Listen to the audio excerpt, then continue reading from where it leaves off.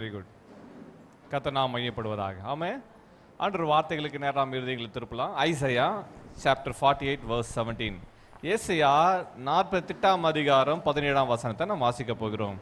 இஸ்ரவேலின் பரிசுத்தராய் இருக்கிற உன் மீட்பரான கர்த்தர் சொல்லுகிறதாவது, பிரயோஜனமாய் இருக்கிறதை உனக்கு போதித்து நீ நடக்க வேண்டிய வழியிலே உன்னை நடத்துகிற உன் தேவனாகிய கர்த்தர் நானே.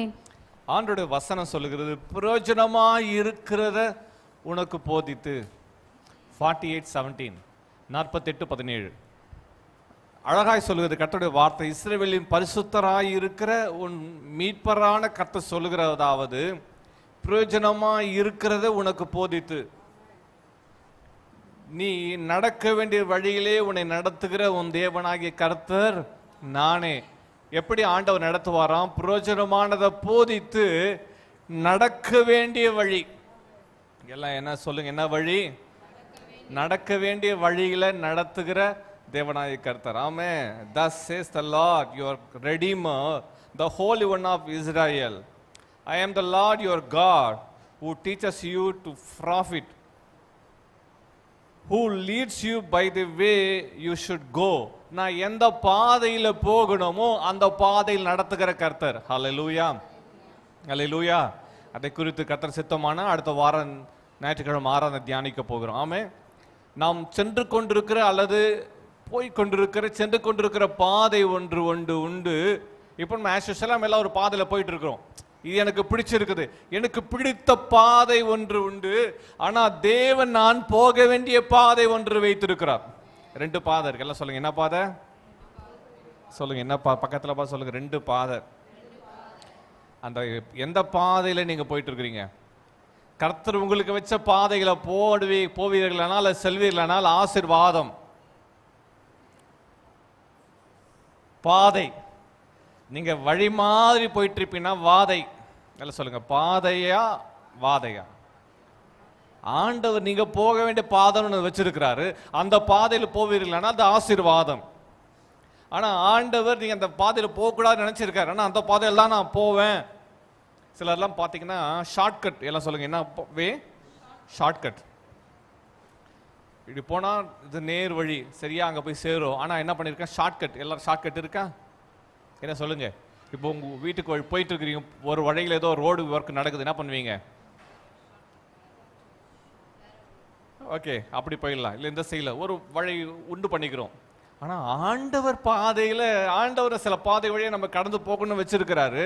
ஆனால் அதில் ஷார்ட்கட் போகிறது சரியானது இல்லை.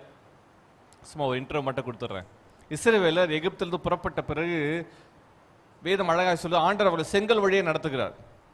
செங்கடல் பாதை, லாங் ரூட். பெலிஸ்தீர் தேசம் வழியாக போவது கடலில் கிராஸ் பண்ண அவசியம் இல்லை, தண்ணிக்கிட்ட போன அவசியம் இல்லை, சுற்றி கொஞ்சம் போகணும். ஆனால் ரொம்ப ஷார்ட்டு. கர்த்தர் பெலிஸ்தீர் தேச வழியா போகிறது எளிதா இருந்தாலும் கர்த்தர் அந்த பாதையில் நடத்தல. ஏன் ஆண்டவர் நடத்தல? கேள்விக்குறி. ஷார்ட்கட் தானே, சீக்கிரம் போயிடலாமே. அதெல்லாம் கடல் இல்லையே, நடந்து போற பாதை தானே, அப்படி போகலாமே. ஆனால் ஆண்டவர் நடத்தல. ஏன் தெரியுமா? ஆண்டவர் அந்த பாதையில் அவர் போவதற்கு அனுமதிக்கல. கர்த்தர் அவர்களை அந்த வழியை போக சொல்லல. மோசே கிட்ட சொன்னாரு, நீ சிவந்த சமுத்திரத்துக்கு நேராய், செங்கடலுக்கு நேராக, ரெட் சீக்கு நேராக நடத்து ஆண்டு சொன்னார். மோசைக்கும் குழப்பம் இருக்கும், ஏன்னா மோசையும் போயிட்டு வந்திருக்கார். மோசை வரும்போது அந்த வழியே தான் வந்தார். மோசை வந்த வழியும் அதுதான். அதனால மோசைக்கு ரூட்டு தெரியும். எல்லாம் சொல்லுங்க, நமக்கு என்ன தெரியும்? ஆமா, நான் எந்த வழியில வரணும். நமக்குள்ளே ஒரு மைண்டு கால்குலேஷன். இப்படி பண்ணா அப்படி பண்ணா அப்படி பண்ணா அதை லோன் அடைச்சிடலாம், அதை பண்ணிடலாம், இதை பண்ணிடலாம், அதை முடிச்சிடலாம், அப்படி பண்ணிடலாம். இது என்ன இருக்கா? நம்மளே ஒரு கணக்கு போட்டு வாடுறோம். ஆமா, பக்கத்தில் சொல்றீங்க ஒரு கணக்கு பிள்ளை. ஆமாவா? தவறு இல்லை. ஆனா தேவன் சில நேரங்கள்ல நம்ம வாழ்வில நமக்குன்னு ஒரு தரிசனம், ஒரு நோக்கம், ஒரு திட்டம் வச்சிருப்பார். இதை செய்யணும், உன் வாழ்க்கையினுடைய லைஃப் கோல் அச்சீவ்மெண்ட் என்று கர்த்தர் உனக்குன்னு வச்சிருப்பார். சிலருக்கு ஊழியத்தில் அந்த ஊழிய பாதையில தேவன் அல்லது சிலரை உயர்த்துவதற்கு சில பாதைகளை தேவன் வைத்திருக்கிறார். அந்த பாதை வழியா செல்லும் போது நம்ம வாழ்வில் ஆசீர்வாதம், உயர்வு, மேன்மை வரும். ஆனா சிலருக்கு அதுல போகிறது கொஞ்சம் கூட விருப்பமே இல்லை, துளி கூட அதுல ஆசையே இல்லை. சில நேரங்கள் ஆண்டவர் கர்த்தர் நம்ம விசுவாச ரிஸ்க் எடுக்கிறதுக்கு கர்த்தர் அலோவ் பண்றார். கர்த்தரே நீங்க ரிஸ்க் எடுக்கணும்னு விரும்புறார். ஆனா எனக்கு ரிஸ்க் எல்லாம் வேணாம் ஆண்டவரே, நான் ரஸ்க் மட்டும் சாப்பிட்டுட்டு போயிட்டே இருக்கிறேன், அப்படியே பெலிஸ்த தேசம் வழியா போயிட்டே இருக்கிறேன், பாலம் தேன்னு ஓடுற தேசத்துக்கு போயிட்டே இருக்கிறேன்னு நினைக்கிறாங்க. ஆனா கர்த்தர் அந்த பாதையில் அவங்களை அலோவ் பண்ணல. ஒருவேளை அப்படி போயிருந்தா என்ன நடக்கும் தெரியுமா? ஏன் ஆண்டவர் அப்படி நம்மள சுத்தல்ல விடுறாரு ஒரு நினைக்கலாம். சுத்தல்ல வெளில ஆண்டவர் பெலிஸ்த தேச வழியா சென்று தான் நடந்திருக்கு காரியம் என்ன தெரியுமா? அவர்கள் கானான் தேசம் செல்லுகிற வரையிலும் யுத்தம் தொடர்ந்து கொண்டே இருக்கும். எவ்வளவு பேர் செத்து இருப்பாங்கன்னு தெரியல. சொல்ற புரியுதா? ஒரு யுத்தம் பண்ணிருப்பான், திரும்ப பார்வன் போய் மறுபடியும் சேனையை கொண்டு வந்திருப்பான், அப்ப அசிரிய இடத்துல கூப்பிட்டு இருப்பான், ஏதோ மாரி கூப்பிட்டு இருப்பான். ஒவ்வொரு நாட்டில் இருக்கிற ராணுவங்களை கொண்டு வந்து இஸ்ரவேல் ஜனங்களை தோற்கடிக்க வேண்டும் என்று சொல்லி அவர்கள் தேசம் சென்று சேருகிறவர்களும் யுத்தத்துக்கு மேல யுத்தம் யுத்தம் யுத்தம் என்று தொடர்ந்து கொண்டே இருக்கும். அதனால ஆண்டவர் பார்த்தாரு, நீ வாழ்நாள் முழுவதும் யுத்தம் பண்ணாதே, ஒரே ஒரு யுத்தம், அது உனக்குரியது அல்ல, அது எனக்குரியது. கர்த்தர் உங்களுக்காக யுத்தம் பண்ணுவார், நீங்கள் சும்மா இருப்பீர்கள். அதோட அர்த்தம் என்ன தெரியுமா? ஒரே ஃபைட்டுப்பா, நான் அந்த பேட்டில் பார்த்துக்கிறேன், நீ யுத்தம் பண்ணாத. ஆனா நீ ரிஸ்க் எடுக்க ஆயத்தமா இருக்கணும். செங்கலுக்கு முன்னாடி விசுவாசம் நிற்க ஆயத்தமா இருக்கணும். அல்லேலூயா. அங்க ஒரு கூட்டம் முறுமுறுத்து கொண்டிருக்கு. ஒரு கூட்டம் மோசே கிட்ட வந்து, மோசே நாங்க அப்பவே சொன்னல, எகிப்திலே விட்டுரு, அங்கே வெங்காயம் வெள்ளைப்பூண்டு எல்லாமே இருக்குது, அப்படியே வாழ்ந்து ஏதோ வந்தோமா சாப்பிட்டோமா செத்தோமா இருந்துருவோம்ல, எங்களை அங்க விட்டுடு, எதுக்கு எங்களை ப்ராமிஸ் லேண்ட் வாக்குத்த தேசத்தை எதுக்கு நடத்துற? சிலருக்கு எகிப்து பிடிச்சிருக்குது, சிலருக்கு அடிமைத்தனத்திலே கஷ்டத்திலே இருக்குது, சிலருக்கு பிடிச்சிருக்குது. ஆனா தேவன் நம்மள வச்சிருக்க அழைப்பு என்ன தெரியுமா? நீ வாக்குத்தத்தத்தை சுதந்திரிக்கிறவனாய் சுதந்திரவாளியா இருக்கணும். ஒரு ஆமென் சொல்லுங்க பார்க்கலாம். யாரெல்லாம் அடிமையா இருக்க விரும்புறீங்க, சுதந்திரவாளியா இருக்க விரும்புறீங்க? அடிமையா இருக்க விரும்ப கை தூக்க பார்க்கலாம். ஹேண்ட் டு மவுத், சம்பாதிக்கிறது சாப்பிடுறது, சம்பாதிக்க சாப்பிடுறது, அப்படிதான் இருக்குது. சேவிங்ஸோ பேங்க் பேலன்ஸோ கடனே வாங்காம வீடு வாங்குறதோ, கடனே வாங்காம கார் வாங்குறதோ, கடனே இல்லாம நமக்கு தேவை எல்லாவற்றையும் சபதரித்து வைத்துக் கொள்வதோ, தேவன் அப்படிப்பட்ட ஆசீர்வாதத்தை வச்சிருக்கிறார். அதை நம்ம கண்கள் பார்க்காததுனால நாம ஒரு திட்டம் பண்ணி இப்படியே வாழ்ந்துட்டு இருக்கா, இப்படி இருக்கா, எதிர்காலத்தில் அவங்க பார்த்துக்கிட்டோம், என்னால் முடியுதுதான் செய்ய முடியும் என்று வாழ்ந்து கொண்டிருக்கிறோம். கர்த்தருடைய திட்டத்துக்கு பாதையில, கர்த்தர் வச்சிருக்க பாதையில நீங்க நான் செல்ல வேண்டும் என்று கர்த்தர் விரும்புகிறார். ஒரு ஆமென் சொல்லுங்க பார்க்கலாம். அல்லேலூயா. ஆண்டவர் வச்சிருக்கிற பாதை பியூட்டிஃபுல். அல்லேலூயா. அந்த அழகான பாதையில் நெருக்கம் இருக்கலாம், ஆனா வாழ்நாளெல்லாம் நெருக்கம் இல்லை. ஒரு நெருக்கத்தை பின்பு பெரிய பெருக்கத்தை பார்க்க முடியும். ஒரு ஆமென் சொல்லுங்க பார்க்கலாம். நெருக்கம் உண்டு, ஆனால் பெரிய பெருக்கம் உண்டு. ஒரு ஆமென் சொல்லுங்க பார்க்கலாம். அல்லேலூயா. அந்த வார்த்தை சொல்லுகிறது, நீ நடக்க வேண்டிய வழியிலே உன்னை நடத்துகிற உன் தேவனாய் கர்த்தர். ஆமே. நீ நடக்க வேண்டிய வழி எதுவோ அதெல்லாம் அவர் நடத்துவார். ஆமே. கர்த்தர் சித்தமானால் நான் நடந்து கொண்டிருக்கிற பாதை, நான் நடக்க வேண்டிய பாதை, இதை குறித்து ஆண்டவர் சித்தமானால் நம்ம தியானிப்போம். ஆண்டவர் நாம் மையப்படுவார். இன்றைக்கு முதலாவது ஒரு காரியம், அந்த வசனத்தில் இருக்கிற ஒரு காரியம், உனக்கு போதித்து. கர்த்தர் யார்? போதிக்கிறவர். எல்லாம் பக்கத்தில் சொல்லு, கர்த்தர் யார்? போதிக்கிறவர். The Lord, I am the Lord your God who teaches you to profit. உனக்கு நன்மையானதை, உனக்கு பிரயோஜனமாய் இருக்கிறத உனக்கு போதிக்கிறவர். கர்த்தர் ஒரு கதை சொல்லி கொடுப்பாருனால் நன்மையானதை, பிரயோஜனமானதை, எனக்கு தேவையானதை கர்த்தர் சொல்லி கொடுப்பார். ஒரு ஆமென் சொல்லுங்க பார்க்கலாம். ஆமென். இன்னைக்கு நீங்க நிறைய காரியங்களை கர்த்தர் நமக்கு சொல்லி கொடுக்குறார். எப்படி தெரியுமா? நீங்க விரும்பினாலும் கர்த்தர் சொல்லி கொடுக்குறார், போதிக்கிறார். எப்படி தெரியுமா? உன் பண கஷ்டத்தை நடுவில் எப்படி நீ சிக்கனமா வாழணும் சொல்லி கொடுக்குறார். கரெக்டா? உன் வேலை ஸ்தலத்தில் எப்படி பேசணும்னு கர்த்தர் சொல்லி கொடுக்குறார். கர்த்தர் சொல்லி கொடுக்கலாம்னு உலகம் சொல்லி கொடுத்தது. ஆமாவா? இல்லை, நம்ம வீட்டில் பேசுறபடி அங்கே பேசினா, என்னம்மா இப்படி பேசி வச்சுட்டு இருக்க, இது வீடு நினைச்சிட்டியா? உலகம் சொல்லி கொடுத்தது. என்னம்மா ஜாலியாக என்னவோ பார்க்கு போகிற மாதிரி போயிட்டு வந்துட்டு இருக்க, வேகமாக போய் இந்த வேலையை செய், நம்ம அலர்ட்டாக இருக்க உலகம் சொல்லி கொடுக்குது. கர்த்தர் நமக்கு போதிக்கிறவர். ஆண்டவர் நமக்கு போதித்து நம்ம நடக்க வேண்டிய வழியில் அவர் அற்புதமாக நடத்துவாரா. நம்ம ஆண்டவர் யாரை? போதிக்கிறவர். எல்லாம் சொல்லி, நல்ல போதகர். கர்த்தர் யாரு? நல்ல போதகர். Good teacher. அவர் தான் சூப்பராக சொல்லி கொடுப்பார். நமக்கு பல நேரங்களில் எப்படி நடக்குதுன்னு தெரியல, எப்படி போறதுன்னு தெரியல. ஆனால் அவர் நல்லா போதிப்பார். அவர் போதிக்கிறது யாருக்கு புதியதோ இல்லையோ நம்ம இதயத்துக்கு நல்லா புரியும். ஆமே. வசனத்தை வாசிக்கலாம். சங்கீதங்கள் புஸ்தகம் 32 சங்கீதம் 8 வசனத்தை வாசிக்கலாம். Psalm 32:8. சங்கீதம் 32:8. நான் உனக்கு போதித்து நீ நடக்க வேண்டிய வழியை உனக்கு காட்டுவேன், உன்மேல் என் கண்ணை வைத்து உனக்கு ஆலோசனை சொல்லுவேன். நான் உனக்கு போதித்து, கர்த்தர் போதித்து நடக்க வேண்டிய பாதையில் நடத்துறாரா? கர்த்தர் போதிக்கிறார். இந்த வார்த்தை இன்னொன்று அழகா சொல்லப்பட்டது, பயனுள்ளதை செய்ய உனக்கு கற்பிக்கிறேன். ஸ்கூல்ல டீச்சர் கற்பிக்கிறது போல ஆண்டவா தான் நல்ல டீச்சர். எல்லாம் சொல்லுங்க, குட் டீச்சர். ரொம்ப அடிக்காத டீச்சர். எல்லாம் சொல்லுங்க, ரொம்ப அடிக்காத டீச்சர். ஆமா, டீச்சர் ரொம்ப அடிக்க மாட்டார், ரொம்ப அடிக்க மாட்டார். டீச்சர்களுக்கு சில ஸ்கூலில் அதை கவர்மெண்ட்டே பேன் பண்ணிச்சு. இல்லை ஸ்கூல்ஸில் என்ன பண்ணிட்டாங்க, சில்ட்ரனை டீச்சர்ஸ் ரொம்ப போட்டு அடிச்சிடறாங்க, வீட்டில் இருக்கிற கோபத்தெல்லாம் பிள்ளைகள் அடிக்கிறாங்க காட்டுறாங்க சொல்லிட்டு சில ஸ்கூல்ஸில் சில்ட்ரனை அடிக்கக்கூடாதுன்னு பேன் பண்ணிட்டாங்க. சில பிரச்சனைகள். ஆனால் எந்த டீச்சர் நல்லா ஒழுங்காக அடிச்சு சொல்லி கொடுக்குறாங்களோ அந்த சில்ட்ரன் நல்லா பிரைட் ஸ்டூடெண்ட்டாக இருப்பாங்க. பார்த்தீங்களா, ஒரு பயம் இருக்கும். ஆண்டவர், ஆனால் நம்ம ஆண்டவர் எப்பவுமே அடிக்கிறது இல்லை, ரொம்ப குறும்பு பண்ணாதான். ஆண்டவர் அடிப்பாரா? வேதத்தில் அடிச்சார்னு இருக்குது, ரொம்பலாம் அடிக்கிறது இல்லை. அதான் ஏதாவது தப்பு பண்ண மிஸ் பண்ணிட்டா ஆண்டவர் ஜீசஸ் மன்னிச்சிங்க, கொஞ்சம் ஃபாஸ்ட்டாக கேட்டு சாரி கேட்டுடணும். புரிஞ்சுக்கிட்டவங்க ஒரு அல்லேலூயா. அப்படிதான் தப்பிச்சுட்டு இருக்கோம். ஆமே. சில நேரங்கள் ஆண்டவர் செய்ய சொல்லுவார், அதை நம்ம மீறி நடக்கும்போது ஆண்டவர் கோபம் வராதபடிக்கு நம்ம காத்துக்கொள்ளணும். அவர் நமக்கு போதிக்கிறவர், நல்ல போதகரவர், சூப்பராக போதிப்பார். ஆமே.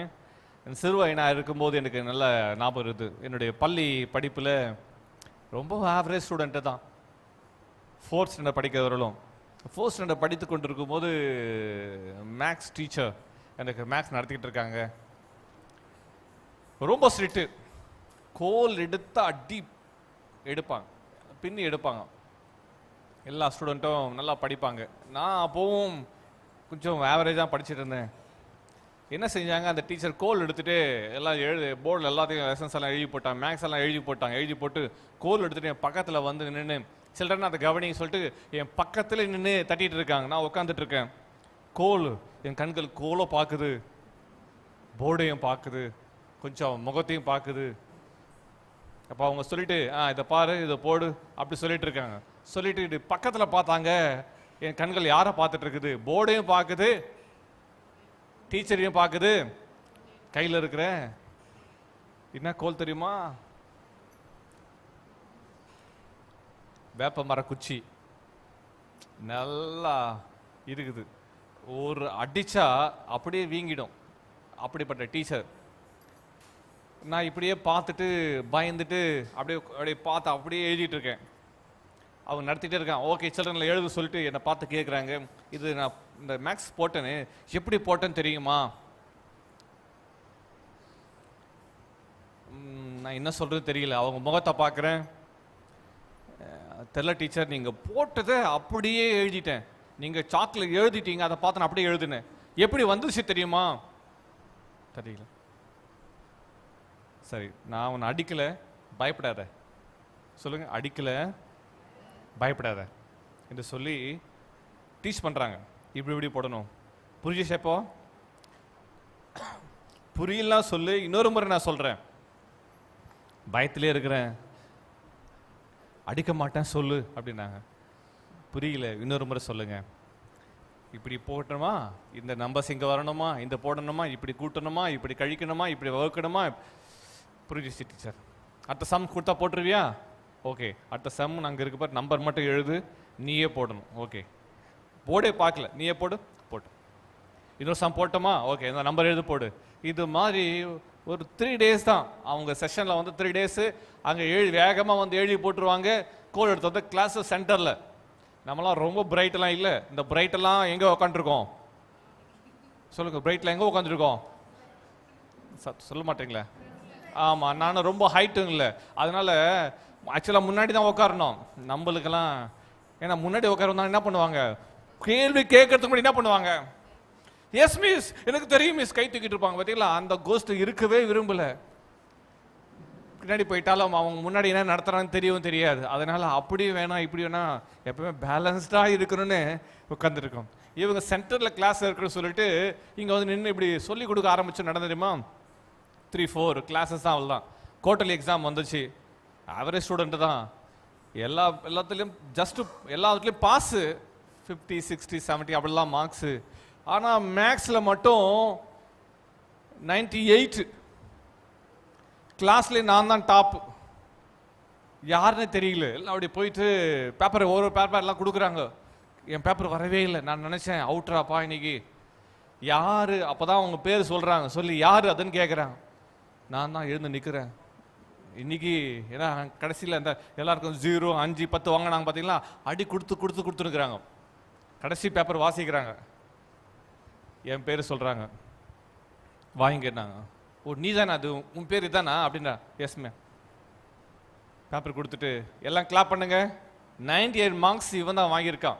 இவன் தான் கிளாஸில் மேக்ஸில் ஃபஸ்ட்டு. எல்லாம் கிளாப் பண்ணுங்கன்னு அந்த முன்னாடி ஃபஸ்ட்டு உட்காந்துருக்க அந்த ஃபஸ்ட் ரோ செகண்ட் ரோ இருக்கிறவங்களுக்கெல்லாம் அப்போதான் முதல் முறையாக அவங்க என்ன பண்ணுறாங்க, டேய் நாங்களே 95 தான் வாங்கியிருக்கோம், நீ எப்படி 98 மார்க்ஸ் வாங்கிட்டேன்னு அவங்களுக்கெல்லாம் கோபம்.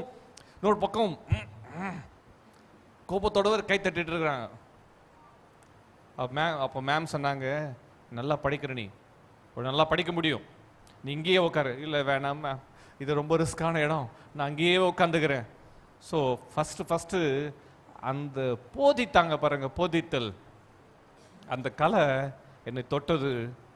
மேக்ஸில் ரொம்ப இன்ட்ரெஸ்ட் வர்றதுக்கு ஆரம்பம், இந்த சப்ஜெக்டில் எல்லா சப்ஜெக்டில் மேக்ஸில் இன்ட்ரெஸ்ட் வர்றதுக்கு காரணமே அவங்கள பார்த்த ஒரு பயம். ரெண்டாவது புரிகிற விதத்தில் எனக்கு பிரயோஜனமா அல்லது நான் தெரிந்து கொள்ற விதத்தில் எந்த எப்படி சொன்னால் நான் விளங்கோ என்பதை ஆசிரியர் அறிந்திருக்கிறாங்க. ஆசிரியர் யார் தெரியுமா, ஆண்டவர் நல்ல ஆசிரியர். பக்கத்தில் பார்த்து சொல்லுங்க, என் ஆண்டவர் நல்ல ஆசிரியர். அவர் நைட் கவனிங்க, டீச்சர் ஸ்கூலில் ஒர்க்கிங் டேஸ்லாம் சொல்லி கொடுப்பாங்க. ஆனால் நம்ம டீச்சர் இருக்கார் பார்த்தீங்களா, 24/7 எப்போ வேணாலும் டீச் பண்ணுவார், கூடவே இருக்கிறார். டீச்சர் கூடவே இருந்தால் வீட்டில் எப்படி இருக்கும் பாருங்க. ஆனால் இந்த டீச்சர் யார் தெரியுமா, நம்ம ஆண்டவர் நல்ல போதகர். எப்படி இருக்கார், அவன் போதிக்கிறவர் 24/7 என் கூடவே இருக்கிறார். ஆமென், விளங்கி கொண்டு வர அல்லேலூயா. அவர் நம்ம கூடவே இருந்து நம்ம போதித்து கொண்டே இருப்பார். நம்ம தவறு செய்ய முற்படும் போது, இல்லை தவறு செய்ய இது துணிஞ்சு செய்யலாம்னு நினைக்கும் போது கூடவே இருந்து சொல்லுவார், இப்படி செய்யாத, இப்படி காரியத்தை செய், இப்படி காரியத்தை செய், இப்படி பேசு, இப்படி நடத்து, உன்னை தாழ்த்து என்று எல்லா காரியத்தையும் டீச்சர் அந்த சப்ஜெக்டை மட்டும் டீச் பண்ணுவாங்க. ஆனால் என் கூட இருக்கிற ஆசிரியர் போதகர் என்ன தெரியுமா, 24/7 நின்று என் வாழ்க்கைக்கு தேவையான எல்லாவற்றையும் அவர் போதிப்பார். ஒரு ஆமென் சொல்லுங்க பார்க்கலாம். அல்லேலூயா. நல்ல போதகர் சொல்லுங்க, நல்ல போதகர். உன் கர்த்தர் நல்ல போதகர், உனக்கு அருமையா உன்னை போதிப்பார். எப்படி பேசணும் ஒருவேளை திகைத்து கொண்டிருக்கலாம், நான் இப்படி பேசு என்று சொல்லி கொடுப்பார். எப்படி நடப்பது என்று யோசித்துக் கொண்டிருக்கலாம், நீ இப்படி நட, இப்படி காரியத்தை செய் என்று சொல்லி நமக்கு போதித்து கொடுக்கிற நல்ல கர்த்தர். அல்லேலூயா. பல நேரம் நம்ம நினைச்சு கொள்றோம், என் பலத்தினால எல்லாத்தையும் செஞ்சுட்டேன்னு நினைச்சுக்கிறேன். இல்லை இல்லை இல்லை, நமக்கு நல்ல அற்புதமா நேர்த்தியாய் போதித்து கொடுக்கிறவர். சில நேரங்களில் பெருமை வந்துடும் பார்த்தீங்களா, அந்த பெருமை தலைக்கானு சொல்லுவாங்க. சில நேரங்களில் செஞ்சிட்டா, நான் செஞ்சிட்டேன், அவருக்கு தெரியும். இந்த மேக்ஸ் செஞ்சிட்டியா, நீ இன்னும் டஃப்பாக ஒரு சம் கொடுக்குறேன் பாரு, இதை போடு, முடிஞ்சிச்சு, அவுட்டு. இல்லை, நம்ம ஆண்டவருக்கு எல்லா கணக்கும் தெரியும். அல்லேலூயா. இன்றைக்கு உலகத்தில் எவ்வளோ மேக்ஸில் எவ்வளோ ஆழம் இருக்குது. ஆண்டவர் எல்லா சமயம் சால்வ் பண்ண அவரால் தான் முடியும். எல்லா ப்ராப்ளத்துக்கும் சொல்யூஷன் அவர் தான், சொல்யூஷன் ப்ரொவைடர் அவர் தான். பொறுமையாக மட்டும் காத்திருந்தா போதும். நம்ம லைஃபே ஒரு மேக்ஸ் தாங்க. எவ்வளோ பேர் சொல்கிறீங்க நம்ம லைஃப் ஒரு மேக்ஸ்? ஆமாவா? நம்ம லைஃப்பில் மேக்ஸ் இல்லாத இடம் எதாவது இருக்கா? எல்லாவற்றுக்கும் நம்பர்ஸ் இருக்குது. எல்லாவற்றும் நம்பர்ஸ் இருக்கு. நம்பர்ஸ் இருக்கா சொல்லுங்க. எங்கெங்க நம்பர் பயன்படுத்துகிறோம் சொல்லுங்க. வயசு நம்பர் தான், அதுவும் எண்கள் தான். அப்புறம் சாப்பிட்றது சாப்பாடு அரிசி எண்ணி சாப்பிட்றதில்ல, ஆனால் வெயிட் பண்ணி சாப்பிட்றோம். அதுவும் நம்பர் எல்லாவற்றையும் கலந்து இருக்குது. எத்தனை விரல் எல்லாம் ஆண்டவர் எண்ணி வச்சிருக்காரு. ஏன் 10 விரல் இருக்கக்கூடாது? ஆண்டு எல்லாவற்றையும் எண்ணி வச்சிருக்காரு. அவர் சாயல்படி உண்டாக்கி இருக்கிறார். எல்லாவற்றுக்கும் எண்கள் இருக்குது. மேக்ஸ் எல்லாவற்றுக்கும் போதித்து கொடுக்கிறவர், நமக்கு சொல்லி கொடுக்கிறவர், எளிய விதத்தில் புரிகிற விதத்தில். ஆண்டவர்கிட்ட ஒரு சிறப்பு என்ன தெரியுமா? டீச்சர் எப்படின்னு தெரியல உலகத்தில், ஆனால் நம்ம ஆண்டவர்கிட்ட சிறப்பு என்ன தெரியுமா? நீங்க ஃபர்ஸ்ட் ஸ்டாண்டர்ட் படிக்கிறீங்கன்னா அந்த ஃபர்ஸ்ட் ஸ்டாண்டர்டுக்கு ஏற்றபடி மேக்ஸ் சொல்லி கொடுப்பாரு. ஒருவேளை நான் ரொம்ப எனக்கு எல்லாம் தெரியும் நினைச்சா உனக்கு தெரிஞ்சபடி கர்த்தர் அல்ஜீப்ராவை கொடுப்பார், ஈக்குவேஷன்ஸை கொடுப்பார். உனக்கு தேவையான என்னென்ன தேவை எல்லாவற்றையும் சொல்லி கொடுக்கிற ஒரு கர்த்தர் உண்டு. ஒரு ஆமென் சொல்லுங்க பார்க்கலாம். அல்லேலூயா. போதிக்கிறவர் சொல்லுங்க. என் கர்த்தர் யாரு? போதிக்கிறவர். யாருக்கெல்லாம் அவர் போதிப்பார் தெரியுமா? சில வார்த்தைகளை தியானிக்கலாம். கர்த்தர் யாருக்கெல்லாம் கர்த்தர் போதிக்கிறா? சங்கீதங்கள் புஸ்தகம் 25ஆம் சங்கீதம் 12ஆம் வசனம். Psalm 25:12. கர்த்தருக்கு பயப்படுகிற மனுஷன் எவனோ, கர்த்தருக்கு பயப்படுகிற மனுஷன் எவனோ அவனுக்கு தாம் தெரிந்து கொள்ளும் வழியை போதிப்பார். கர்த்தருக்கு பயப்படுற மனுஷனுக்கு அவர் போதிப்பாராம். என்னத? அவர் தெரிந்து கொள்ளும் வழியை போதிப்பாராம். அந்த வழியும் போதனை ஒன்னாவே வருது பாருங்க. வழி பாதை அதுவும் அவர் போதிப்பதும் ஒன்றாவே வருது பாருங்க. கர்த்தருக்கு பயப்படுகிற மனுஷனுக்கு அவர் தமது வழியை போதிக்கிறார். இன்றைக்கு நமது வழி அல்ல, கர்த்தர் தெரிந்து கொள்ள மனுஷனுக்கு அவர் தமது வழியை, அவர் வழியை போதிப்பாராம். யார் நீ கர்த்தருக்கு பயப்படுகிற மனுஷியா இருப்பாயானால் மகளே, கர்த்தனுக்கு போதிப்பார். கர்த்தருக்கு பயப்படுகிற பயம் அவசியம். இன்னைக்கு உலகத்தின் பயப்படுகிற பயம் இருக்குது, வேலை செய்யறத ஒரு பயம் இருக்குது. ஆனா கர்த்தருக்கு பயப்படுகிற பயம் அது சுகந்த வாசனை. அல்லேலூயா. கர்த்தருக்கு பயப்படுகிற மனுஷனாய், கர்த்தருக்கு பயப்படுகிற மனுஷியா நீங்கள் நான் ஜீவிக்க தேவன் நம்ம அழைச்சிருக்கா. கர்த்தருக்கு பயப்படுற பயம். கர்த்தருக்கு பயப்படுறதுனா என்னது? தீமையை வெறுப்பது. கர்த்தருக்கு பயப்படுறது என்னது? எல்லாம் நான் செஞ்சிருவேன். அந்த கர்வமோ அந்த அகந்தை பேச்சு இருக்கவே கூடாது. கர்த்தர் பார்க்கிறார். கர்த்தருக்கு ஸ்தோத்திரம். கர்த்தருக்கு பயப்படுகிற பயம், கர்த்தருக்கு பயப்படுறவங்களுக்கு கர்த்தர் போதிப்பார். நீ கர்த்தருக்கு பயப்படுற பயம் நம்ம உள்ளத்துல இருக்கணும். கர்த்தருக்கு பயந்து நட, உன் தேவனுக்கு அஞ்சு நட. வேதம் சொல்லுங்க, தேவனுக்கு பயந்து நட. கர்த்தருக்கு பயந்து நடக்கிறவர்களுக்கு கர்த்தர் அவர் போதிக்கிறாராம். ஒரு ஆமென் சொல்லுங்க பார்க்கலாம். அல்லேலூயா. அவர் உன்னை போதித்து உன்னை அற்புதமாய் நடத்துவார். ஆமென். இன்னொரு வசனம் சொல்லப்பட்டிருக்கு. இந்த நெருக்கத்தை பற்றி ஒரு வார்த்தைகள் வாசிக்கும் போது ஏசாயா 30ஆம் அதிகாரம் 20ஆம் வசனத்தில் வாசிக்கும் போது ஏசாயா 30:20. ஏசாயா 30ஆம் அதிகாரம் 20ஆம் வசனத்தை வாசிக்கலாமா? Thank you Jesus. ஆண்டவர் உங்களுக்கு துன்பத்தின் அப்பத்தையும் உபத்திரவத்தின் தண்ணீரையும் கொடுத்தாலும், ஆண்டவர் உங்களுக்கு துன்பத்தின் அப்பம். என்ன அப்பம் அது? எத்தனையோ அப்பங்கள் உண்டு. இந்த வசனத்துல வாசிக்கும் போது ஆண்டவர் உங்களுக்கு துன்பத்தின் அப்பத்தையும் உபத்திரவத்தின் தண்ணீரையும் கொடுத்தாலும், உன் போதகர்கள் இனி ஒருபோதும் மறைந்திருக்க மாட்டார்கள். உன்னுடைய போதகர்கள் இனி ஒருபோதும் மறைந்திருக்க மாட்டார்கள். உன் கண்கள் உன் போதகர்களை காணும். உன் கண்கள் உன் போதகர்களை காணும். ஒரு ஆமென் சொல்லுங்க பார்க்கலாம். எவ்வளவு ஒரு அருமையான ஒரு வார்த்தை பாருங்க. God will be gracious. ஆண்டவர் கிருபையுள்ளவராய் ஆண்டவர் உங்களுக்கு போதகரை கொடுக்கிறாராம். கர்த்தர் உன்னை போதிக்கும்படியாக கர்த்தர் உனக்கு போதகரை கொடுத்திருக்கிறார். ஒரு ஆமென் சொல்லுங்க பார்க்கலாம். உங்களுக்கு போதகர் இருக்காரா? உங்களுக்கு போதகர் இருக்காரா? இல்ல ஆமானா இல்ல ஏதாவது சொல்லுங்க. போதகர் இருக்காரா? எங்க இருக்காரு? சரி. இந்த வசனத்துல வாசிக்கும் போது கர்த்தர் சொல்றாரு, thank you Jesus, hallelujah, hallelujah. அந்த வசனத்துல, yet your teachers will not be moved into a corner anywhere, but your eyes shall see your teachers. கர்த்தர் நல்ல போதகராக இருந்து உங்களுக்கு போதித்துட்டே இருப்பார். ஆனா இன்றைக்கு நமக்கிட்ட இருக்கிற பெரிய பிரச்சனை தெரியுமா? நல்லா கவனிங்க. இன்றைக்கு நமக்கு இருக்கிற பெரிய பிரச்சனை தெரியுமா? டீச்சர் இருக்கிறார், போதகர் இருக்கிறார். அவர் ஞாயிற்றுக்கிழமை மட்டும் போதிக்கிறாரா, இல்லது உங்களுடைய ஒவ்வொரு தீர்மானங்களும் அவர்கிட்ட ஆலோசனை கேட்குறியா? இப்போ நான் மேக்ஸ் டீச்சர்னு வச்சுக்கொள்ளுங்க. உங்களுக்கு ரொம்ப மேக்ஸ் சரின்னு வச்சுங்க. கணக்கில் சிலர்லாம் கணக்கில் புலி, சிலர் எலி. ஓகே போகட்டும், கொஞ்சம் ரைமிங்காக இருக்கிறதுக்காக சொன்னேன், சரியா? அதனால எலியும் புலியும் நான் கேட்டிருக்காதீங்க, ஓகேவா? சிலர்லாம் கணக்கில் என்ன பண்ணுறது சொல்லுங்க? ஆமாம், ஒன்று சொல்கிறதுக்கு முன்னாடி எல்லாம் கணக்கு போட்டு எல்லாம் முடிச்சிருவாங்க. முடிச்சுட்டு சிலர் கேட்பாங்க. ஆனால் சிலர் தெரியல. நல்ல தீர்மானங்கள் எடுப்பதற்கு அல்லது ஒரு காரியத்தை செய்வதற்கு முன்பு நான் இப்படி செய்யலாமா, வேதம் இப்படி சொல்லுகிறதா, இந்த பைபிள் பேஸ்டா என்பதை நம்ம ஒவ்வொரு முறையும் ஆராய வேண்டியது அவசியமாக இருக்குது. எனக்கு எல்லாம் ஞாபகம் இருக்குது. ஒவ்வொரு முறையும் தீர்மானம் எடுக்கிறது தேவ சமூகத்தில் விசாரிக்கணும். கர்த்தரில் விசாரித்து ஆலோசனை செய்யும்போது நல் யோசனை செய்து யுத்தம் பண்ணு. நல்ல ஆலோசனைக்காரர் உண்டானால் ஜெயம் உண்டாக வேதம் சொல்கிறது. அப்போ தீர்மானம் எடுப்பதற்கு முன்பாக, ஒரு காரியத்தை தொடங்குவதற்கு முன்பாக, ஒரு காரியத்தை செய்து முடிப்பதற்கு முன்பாக திட்டம் பண்ண வேண்டும். அப்போ இன்றைக்கு நாம எடுக்க தீர்மானங்களை நம்மளே எடுத்து பிளான் பண்ணி செஞ்சு முடிச்சிடுறோம் இல்லை? ஏதோ ஒரு வாங்க நினைக்கிற நேராக போகிறோம், கடைக்கு போகிறோம், அந்த பொருளை எடுத்துக்கிறோம், இஎம்ஐ போடு, லோனை போடு, அதை போடு, இதை போடு, வந்துடுறோம். அப்போ அட ஹாப்பி, எனக்கு பொருள் கிடைச்சது, எனக்கு பைக் கிடைச்சது, ஏதோ ஒன்று வாங்கிட்டு வந்து ஹாப்பியாக வந்துடுறோம். ஃபர்ஸ்ட் மந்த்து ப்ராப்ளம் இல்லை, நெக்ஸ்ட் மந்த்து யோசிப்பது இல்லை. நம்ம எவ்வளோ வாங்கின பொருளை காட்டிலும் நம்ம கட்டுற அந்த லோன் அமௌண்ட் இருக்குது பார்த்தீங்களா, அது நிறைய விரயமாகுது. இப்போ இன்றைக்கி ஒரு பொருள் உங்களுக்கு தேவைன்னு தெரியும், அவசியம் தெரியும், நம்ம அர்ஜென்ட்டாக ரொம்ப எப்படி தலை போகிற காரியமாக இருக்குது, அந்த பொருளை வாங்கலாம். இல்லை இருக்குது, இது உழைச்சி கொண்டு இருக்குது, இன்னும் 6 மாதம் வரும், 6 மாதத்துக்கு இந்த பொருளை வாங்க வேண்டும் என்று அறிந்திருக்கிற நாம அப்போ வாங்கும்போது எவ்வளோ இஎம்ஐ கட்டுவோமோ அந்த இஎம்ஐ எவ்ரி மந்த் எடுத்து வச்சு 6 மந்த்ஸ் பொறுத்து அதை வாங்கலாமே. தப்பா என்ன சொல்றனோ? இதுதான் கரெக்ட், இப்படி தான் செய்யணும். உங்களுக்கு புரியும்படி சொல்கிறேனே. இப்போ நான் ஒரு பைக் 40 எக்ஸாம்பிள், ஒரு பைக் 40,000 வைத்துக்கொள்ளுங்க.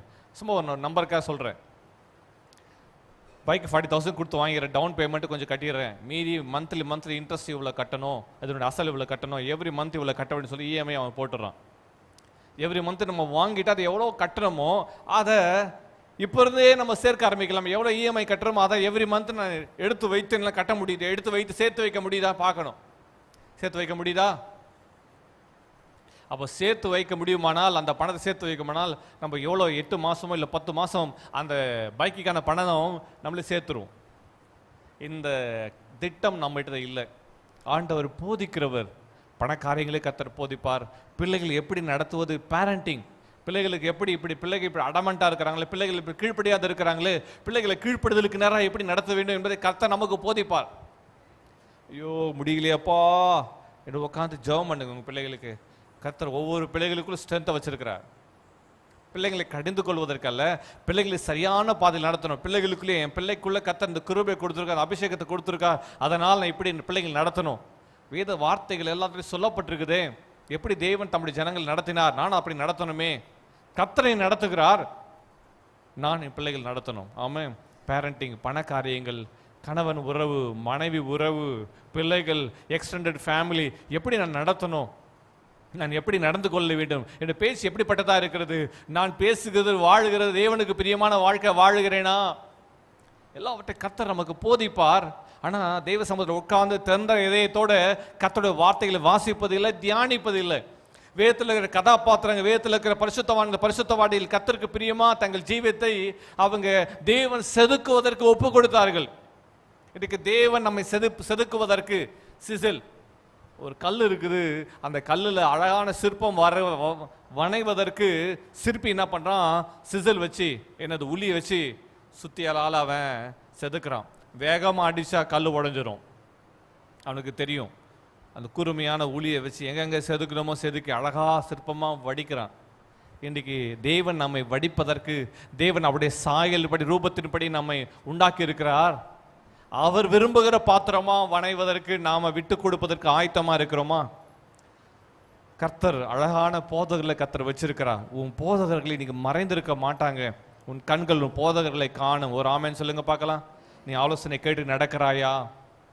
ஆலோசனை கேட்டு அதன்படி நடப்பதற்கு உன்னை நீ விட்டு கொடுக்கிறாயா?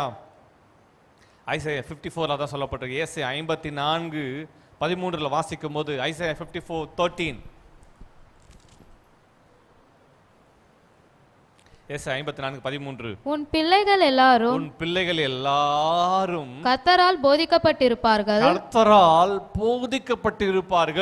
உன் பிள்ளைகளுடைய சமாதானம் பெரிதாயிருக்கும். உன் பிள்ளைகள் எல்லாரையும் எப்படியா? கர்த்தரால். எல்லாம் சொல்லுங்க, யாரால போதிக்கப்பட்டிருப்பார்கள்? கர்த்தரால். அப்போ சிறு பிள்ளைகளை சண்டே கிளாஸுக்கு, யூத் மீட்டிங் அனுப்புவது எவ்வளோ அவசியமா இருக்கு பாருங்க. உன் பிள்ளைகள்லாம் கர்த்தரால் போதிக்கப்படணும். பெற்றோர் போதிப்பது ஒன்று உண்டு, ஆனா அவர்களுக்கு வச்சிருக்க போதகர்கள், ஆசிரியர்கள் போதிக்கிறது ஒன்று உண்டு. ஆமே. பெற்றோர் போகும்போது நீங்க ஒருவேளை பெற்றோர் சொல்லிக்கிட்டே இருக்கிறாங்க, போமா இல்லை போப்பா, எப்போ பார்த்தாலும் இதையே சொல்லிட்டு இருக்கிறீங்க, எப்போ பார்த்தாலும் அட்வைஸே பண்ணிட்டு இருப்பீங்களா, நீங்கள் வாயை தந்தால் அட்வைஸ் தவிர எதுவும் வராதா? சில சலித்து கொள்கிறார்கள். அதுக்காக தான் தேவன் அது ஒரு ஊழியம். இல்லை சொல்லுங்க, போதிப்பது என்பது, சத்தமாக சொல்லுங்க, போதிப்பது என்பது ஊழியம். அது ஒரு ஆர்ட், அது ஒரு கலை, அது ஒரு கிருபை.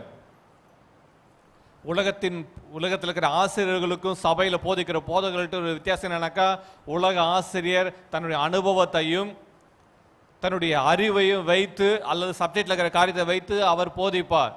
ஆனால் சபையில் இருக்கிற போதகர் என்ன பண்ணுவார்? அவருக்கு தெரிஞ்சதெல்லாம் என்னது? எதை சார்ந்தான் போதிக்கணும்? கர்த்தருடைய வசனத்தை தான் போதிக்கணும், கர்த்தருடைய வசனத்திலிருந்து தான் போதிக்கணும், கர்த்தருடைய வழி நடத்ததான் போதிக்கணும். ஒரு ஆமேன் சொல்லுங்க பார்க்கலாம். அப்போ சபையில் இருக்கிற போதகர் என்ன பண்ணுவார்? கர்த்தருடைய வார்த்தையை, கர்த்தருடைய வசனத்திலிருந்து கர்த்தர் உங்களுக்கு என்ன சொல்ல விரும்புகிறார் என்று கர்த்தருடைய வார்த்தையிலிருந்து போதிக்கணும். உன் பிள்ளைகள் எல்லாரும் கர்த்தரால் போதிக்கப்பட்டு இருக்கணும். ஆமே. கர்த்தர் உங்களை போதிக்கிறாரா?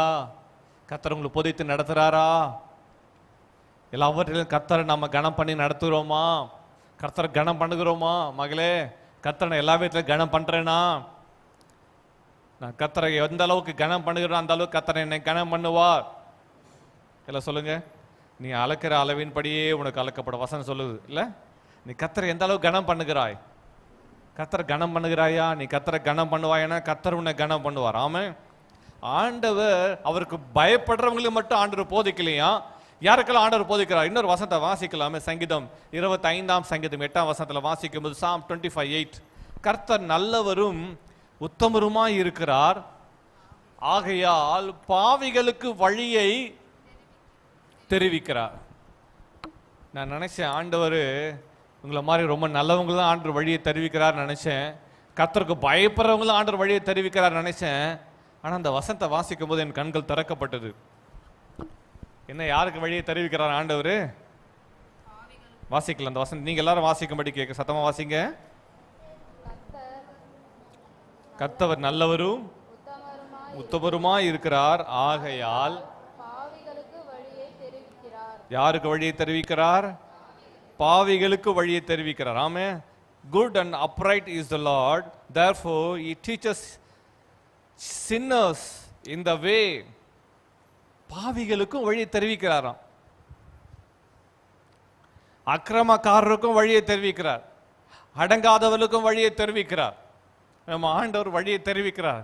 இந்த வார்த்தைகளை வாசிக்கும் போது எனக்குள்ள காலையில் தியானத்தில் ஒரு வார்த்தை உண்டாயிற்று.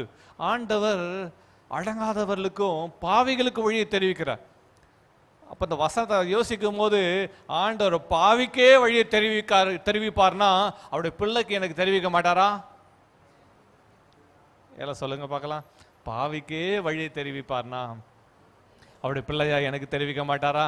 அக்கிரமக்காரருக்கு வழியை தெரிவிப்பார்னா எனக்கு அவர் வழி தெரிவிக்க மாட்டாரா? கர்த்தர் உனக்கு வழியை தெரிவிக்கிற கர்த்தர். ஒரு ஆமேன்னு சொல்லுங்க பார்க்கலாம். அவர் தாம் தெரிந்து கொள்கிறவர்களுக்கு வழியை தெரிவிக்கிறாரா? ஆமை. பாவிகளுக்கு வழியை தெரிவிக்கிறார். ஹல்லேலூயா. அதனால தான் சில நேரங்களில் பாவிகள், உலகத்தில் இருக்கிற மனுஷர்கள் ரொம்ப கோபமாக பேசுவாங்க. ஆனால் நீங்கள் ஜெபத்தோடு போகும்போது முகத்தை பார்த்த உடனே, நீங்கள் கிறிஸ்டினாமா சொல்லு, பார்த்துக்கிறீங்களா? நீங்கள் கிறிஸ்டினா?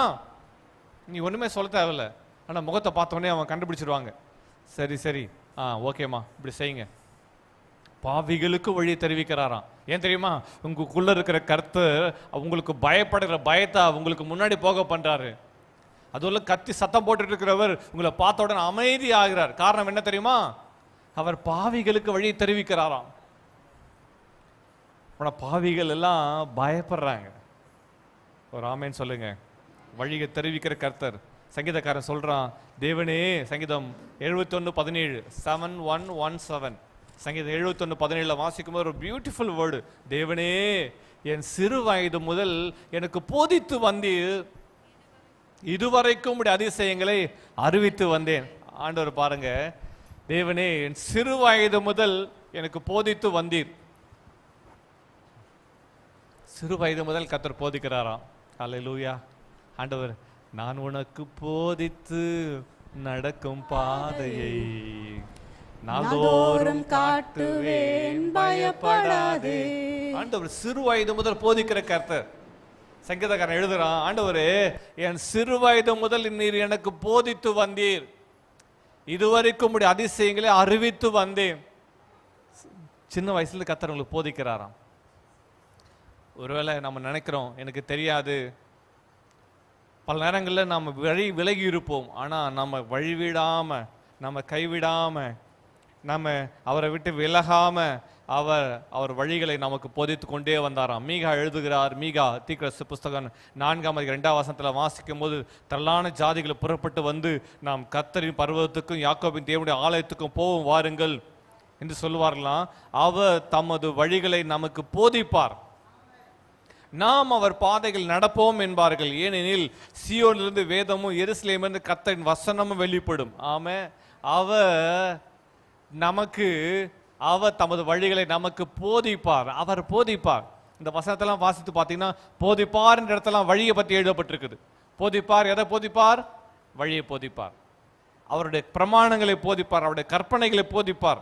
நம்மை போதிக்கிற ஒரு கர்த்தர். அல்லேலூயா, அல்லேலூயா சொல்லுங்க பார்க்கலாம். உன் கர்த்தர் உன்னை போதிக்கிறவர், உன்னை போதிச்சு அற்புதமா நேர்த்தியா நடத்துவார். பல நேரங்களில் நாம் எப்படி நடக்குதுன்னு தெரியல, ஆனால் அவர் அருமையா போதிப்பார். வேதத்தில் வாசித்து பார்த்தீங்கன்னா, ஈசாக்கு கர்த்தர் போதிச்சார். பஞ்ச காலம், வறட்சியின் காலத்தில் விதைப்பதற்கு கர்த்தர் போதிச்சார். பஞ்சம் இருக்குது உண்மைதான், கொஞ்சம் தான் தண்ணி இருக்குது. இன்னைக்கு கவனிங்க, இன்னைக்கு வேர்ல்டு ஃபுல்லாக ஒரு டெக்னாலஜி இஸ்ரேல் தேசத்துலேருந்து கொண்டு போயிட்டு இருக்காங்க. என்ன டெக்னாலஜி தெரியுமா? இந்தியாவில் அது இருக்குது. சொட்டு நீர் பாசனம் கேள்விப்பட்டிருக்கீங்களா? படிச்சிருப்பீங்கன்னு நினைக்கிறேன். சொட்டு நீர் பாசனம். அந்த சொட்டு நீர் பாசனத்தை உலகத்துக்கு அறிமுகப்படுத்தியவர்கள் யார் தெரியுமா? யூதர்கள் தான்.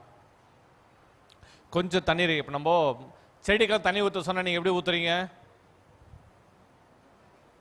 ஆமாம், சொல்லுங்க.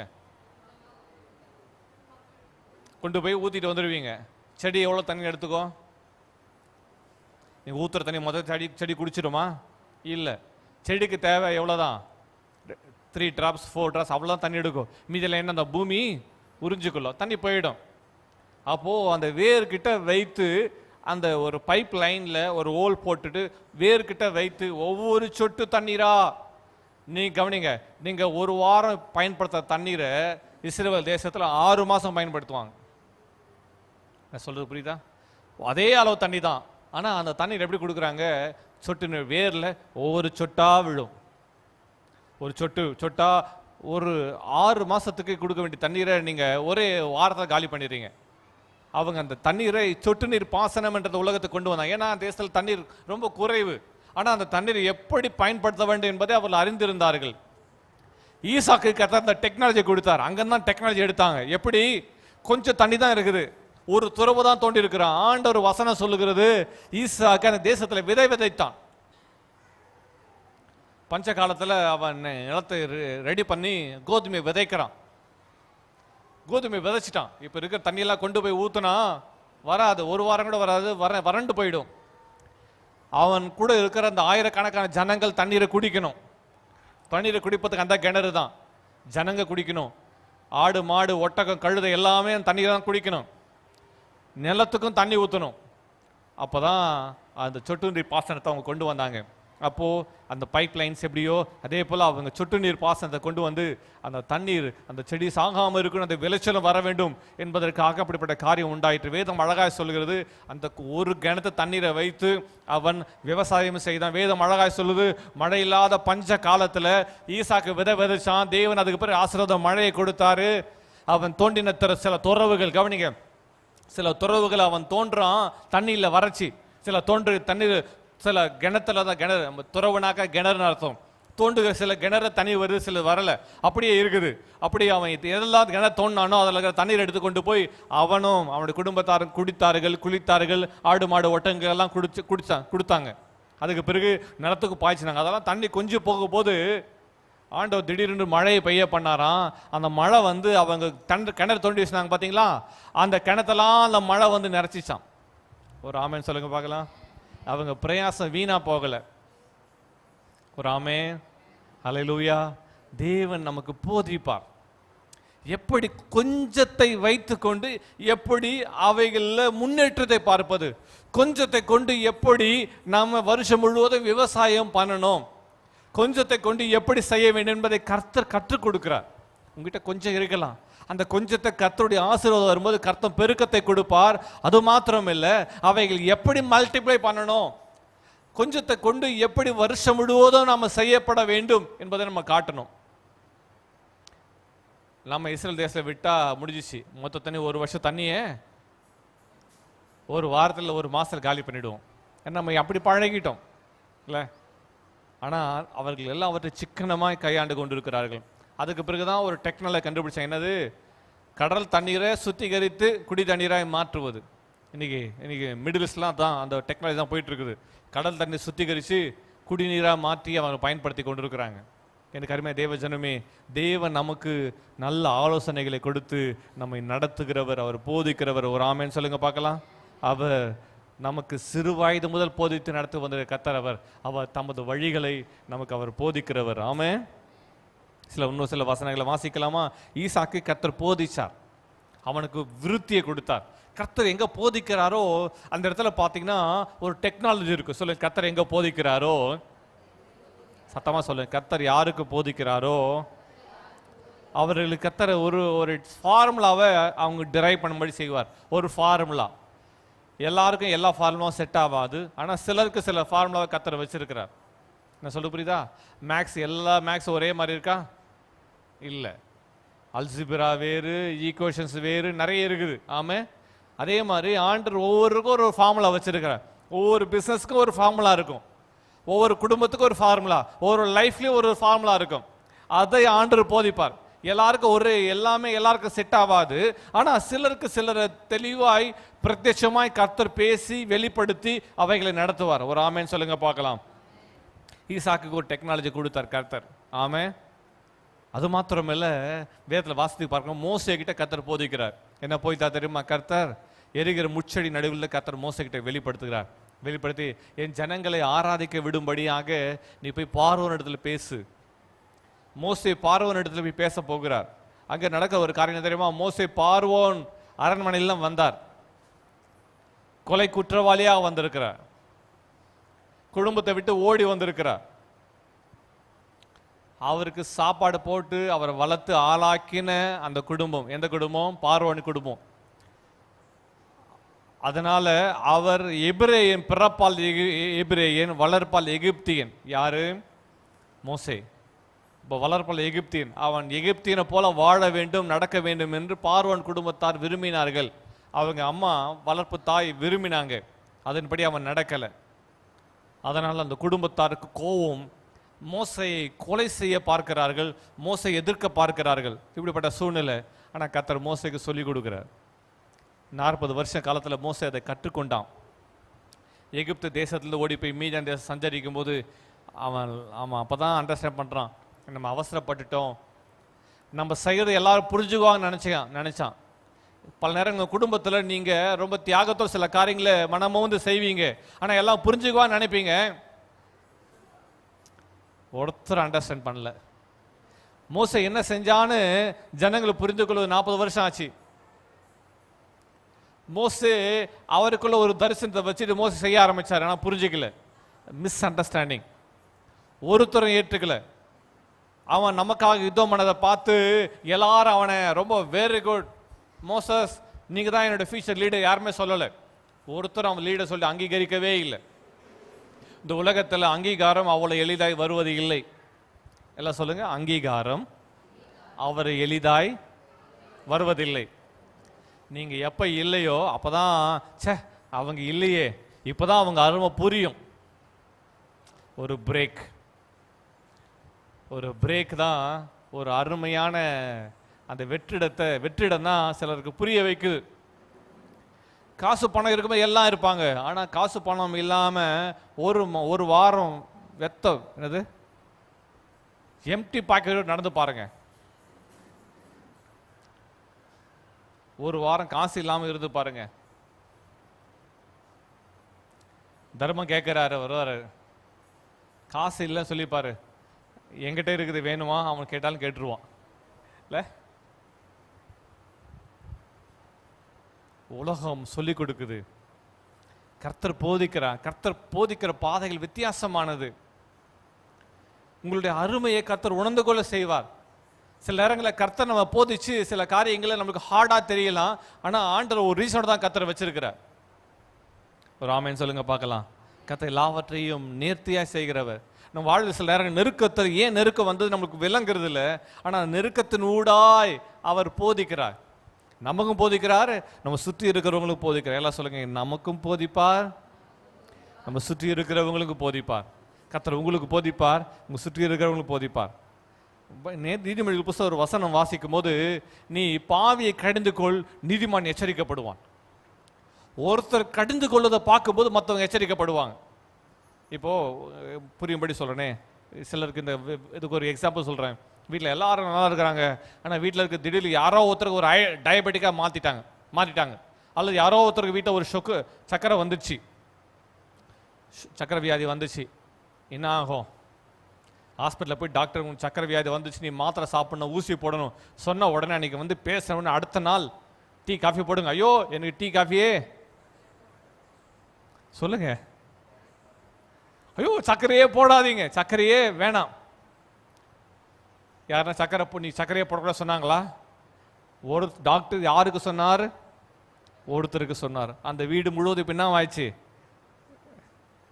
சொல்லுங்க, அலர்ட் ஆயிட்டாங்களாம், பயம் வந்துடுச்சு. சக்கரை வேணாம்ப்பா, சக்கரை வேணாம்ப்பா. அது டைரக்டா ஒயிட் சுகரு கெமிக்கல் போடுறதுனால டைரக்டா சுகர்ல ஆகுது. உடனே என்ன பண்ணு? ஜாகரி யூஸ் பண்ணு, வெல்லம், அது ஆரோக்கியம், அது இயற்கையா, அதில் கெமிக்கலே போடலை. கெமிக்கல் போடாதனால அது சரீரத்துக்கு உதவி செய்யுது, ஹெல்ப் பண்ணுது. வெல்லம் எடுத்துக்கோ. சக்கரை ஒயிட் சுகர் டேஞ்சர், டேஞ்சர், எச்சரிக்கப்படுகிறோம். கர்த்தர் போதிக்கிறவர். ஒருத்தர் போதிக்கப்படும் போது சுற்றி இருக்கிற எல்லாம் எச்சரிக்கப்படுவார்கள். அதனால ஆண்டவர் பாவிகளுக்கு தமது வழியை போதிக்கிறாராம். பாவிகளுக்கு வழி போதிக்கும் போது சுற்றி இருக்கிறவங்க எல்லாம் எச்சரிக்கப்படுகிறார்கள். துன்மார்க்கனை கடிந்து கொள், நீதிமான் எச்சரிக்கப்படுவான் வசனம் சொல்லுகிறது. துன்மார்க்கனை கடிந்து கொள்ளும் போது ஏன் இப்படி செஞ்சீங்கன்னு எல்லாருக்கும் பயம் வருது. இன்னைக்கு கர்த்தர் அதான் செய்கிறார். நமக்கு கர்த்தர் போதிச்சு கொடுக்கிறார். மகளே மகனே, நாம் போக வேண்டிய பாதை எல்லாவற்றையும் அவர் நமக்கு போதிச்சு கொடுக்கிறார். ஒரு ஆமென் சொல்லுங்க பார்க்கலாம். அல்லேலூயா. இன்றைக்கு உங்கள் வாழ்வில் எப்படி நடக்கணும்னு தெரியலீங்களா? அவர் போதித்து கொடுப்பார். உங்களுக்கு நல்ல போதகர், குடும்பத்தை நடத்துவது காரியங்களை கர்த்தர் உங்களுக்கு போதிப்பார். ஆண்டவர்கிட்ட விசாரிக்கணும், கர்த்தர்கிட்ட விசாரிக்கணும். என் குடும்பத்தை இந்த பிரச்சனை இருக்கு, எப்படி செய்யணும் தெரியலையே, கர்த்தரத்தில் விசாரிக்கணும். குடும்பத்தை நடத்துகிற காரியங்களை, பிள்ளைகள் நடத்துகிற காரியங்களை, பண காரியங்களை, எதிர்காலத்தை குறித்த காரியங்களை, வீடு கட்டுகிற காரியங்களில், ஏதோ ஒரு காரியத்தை வாங்குகிற காரியங்களில் திட்டம் செய்யணும். அவசரப்பட்டு, நான் சொல்கிறேன், மறுபடியும் சொல்கிறேன், அவசரப்பட்டு எதையோ ஒன்றை போய் ஏதோ நினச்சோம் அது வாங்கிட்டு வந்தோம் அப்படி அல்ல. திட்டம் செய்து நாம் காரியத்தை நடப்பிக்கும் போது நாம் தேவையில்லாத கடன்களுக்குள்ளும், தேவையில்லாத பிரச்சனைகளுக்குள்ளும், தேவையில்லாத மனுஷனுடைய யோசனைகளுக்குள்ளும், தேவையில்லாத நமக்கு விரோதமாக வைக்கப்பட்ட வலைகளும் சிக்கிக்கொள்ளாதபடிக்கு கர்த்தர் நம்முடைய கால்களை காப்பாராக. ஆமே. அவர் போதித்து நடத்துகிறவர். பிரயோஜனமானதை போதித்து நடக்க வேண்டிய வழியில் நடத்துகிற உன் தேவனாய் கர்த்தர் நானே என்று வாக்கு பண்ணியிருக்கிறாமே.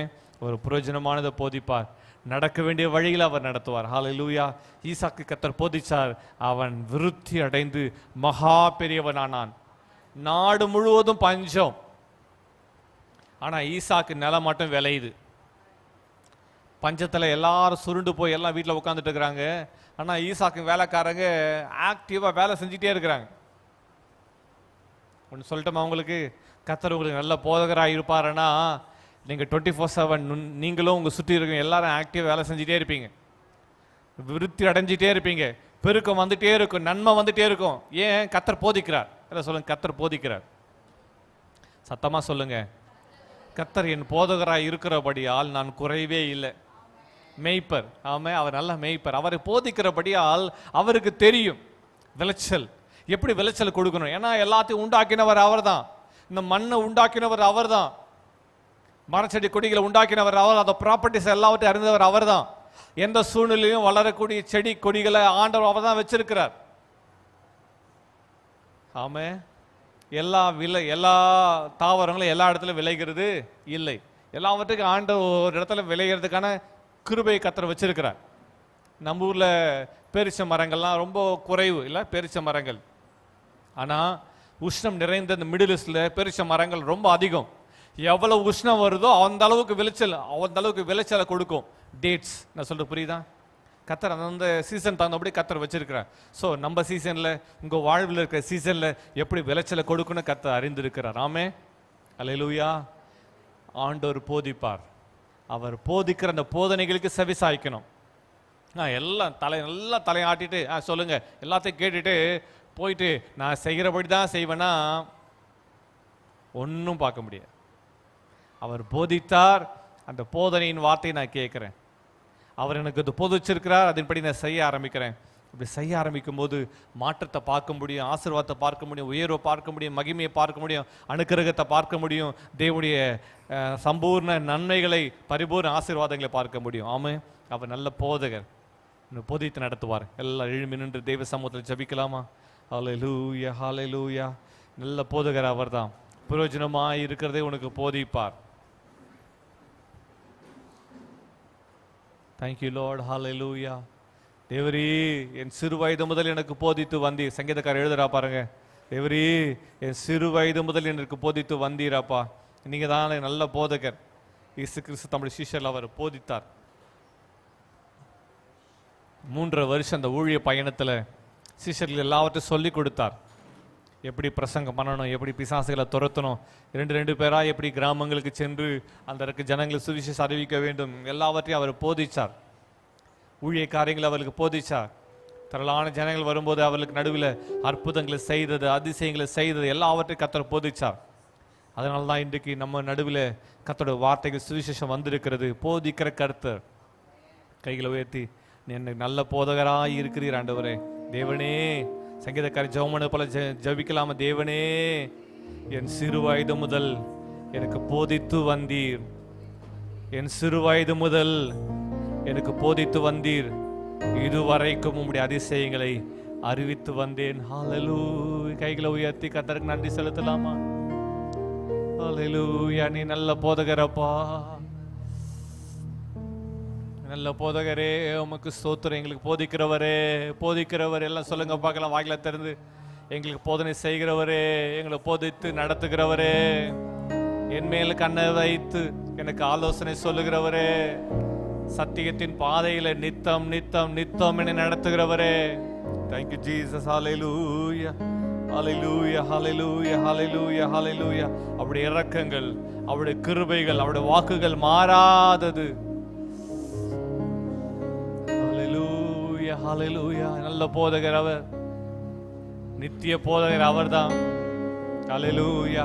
உன் பிள்ளைகளுக்கு அவர் போதிப்பார், உனக்கு போதிப்பார், வாலிப பிள்ளைகளுக்கு போதிப்பார், வயதானவர்களுக்கு போதிப்பார், எல்லா வயதினருக்கும் அவர் போதகர் அவர்தான். Thank you Jesus. அப்பா, நீங்க என்ன போதிக்கிறதுக்காக ஸ்தோத்திரம். வாயில தானே சொல்லலாமா? நீ என்ன போதித்து கொண்டிருக்கிற ஸ்தோத்திரம். என் நடக்க வேண்டிய வழியை போதிக்கிற ஸ்தோத்திரம். குடும்ப காரியங்களை போதிக்கிற ஸ்தோத்திரம். சில நேரங்களில் குழப்பம் அடைகிற ஆண்டவரே, எப்படி நடத்துது எங்களுக்கு சொல்லிக் கொடுங்கப்பா, போதிங்கப்பா, கேளுங்க, விசாரிங்க ஆண்டவர்கிட்ட, விசாரிங்க, கேளுங்க. அப்பா, எங்களை போதிச்சு கொடுங்கப்பா, கேளுங்க, இன்றைக்கு கேளுங்க, கர்த்தர் உனக்கு போதித்து கொடுப்பார். Thank you Jesus. ஹல்லேலூயா. என் பிள்ளைகள் எப்படி நல்வழிப்படுத்துறது தெரியலையே, அவன் வாழ்க்கையில் எப்படி சரியான பாதையில் நடத்துறது தெரியலையே. Oh hallelujah, hallelujah, hallelujah. Thank you Jesus. இயேசுவுக்கு சித்தனா இன்றோடு முடிந்தது மகளே. இயேசுவுக்கு சித்தனா இன்றோடு முடிந்தது மகளே. ரெகபோத் தொடங்கிவிட்டது உனக்கு, ரெகபோத் தொடங்கிவிட்டது. நான் உனக்கு போதித்து நடக்கும் பாதையை நாள்தோறும் காட்டி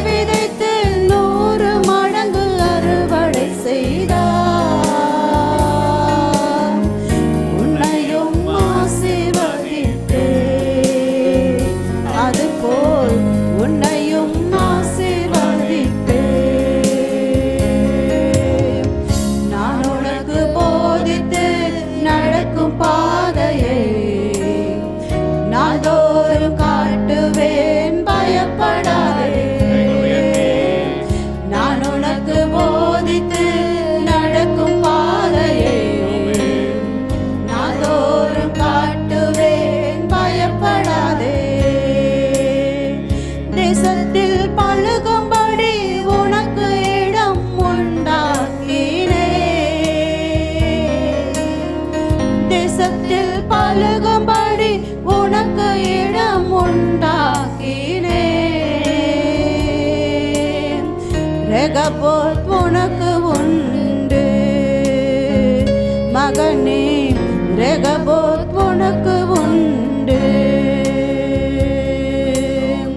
நான் உனக்கு போதித்து நடக்கும் பாதையை நாள்தோறும் காட்டுவே, பயப்படாதே. நான் உனக்கு போதித்து நடக்கும் பாதையை நாள்தோறும் காட்டுவே, பயப்படாதே. ஹalleluya ஹalleluya. கரங்களை உயர்த்துங்க பார்க்கலாம். நல்ல போதகர் உன் கரங்களை பிடிக்கிறார். நல்ல போதகர் கரங்களை பிடிக்கிறார். உன் கரத்தை பிடிச்சு நான் நடத்துவேன் மகளே, உனக்கு போதித்து நடத்துவேன்.